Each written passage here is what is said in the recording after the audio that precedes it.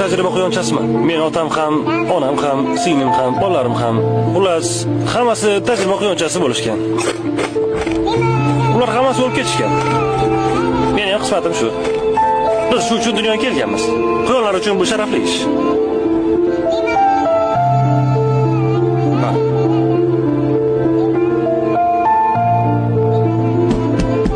Haya.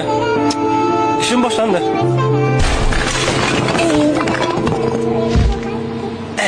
Juda ham qo'rqinchli, ha? Lekin men shunchaki ishimni qilyapman. Hoy, Ralf. Qayerda bichevchi gruppa? Ha, ularmi? Ketimdan yurishibdi va qanaqadir hujjatli film olishdi. Ularni iltimos qil, bizni qutqarsin. Qutqarsin, bu yerni olib ketsin. Qutqarsin. Yordam bering, qo'rqib qaranglar bizni. Men eshitdim. Okey. Menga qarang. Bu joyni kesib tashlab bo'ladi-ku, ha?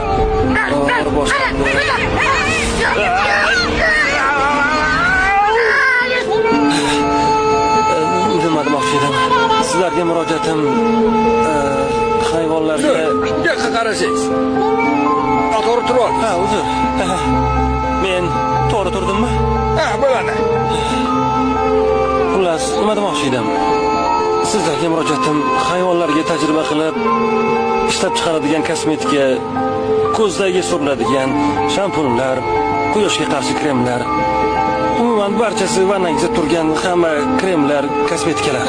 Sizlar bo'lmaganingizda men ochig'i ishsiz qolgan bo'lardim. Qayerdadir o'rmonda. Oddiy quyondek.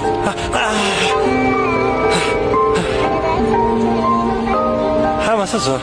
Sizning chiroyingiz uchun hayvonlar ozor chekishi yoki qurbon bo'lishini bilarmidingiz?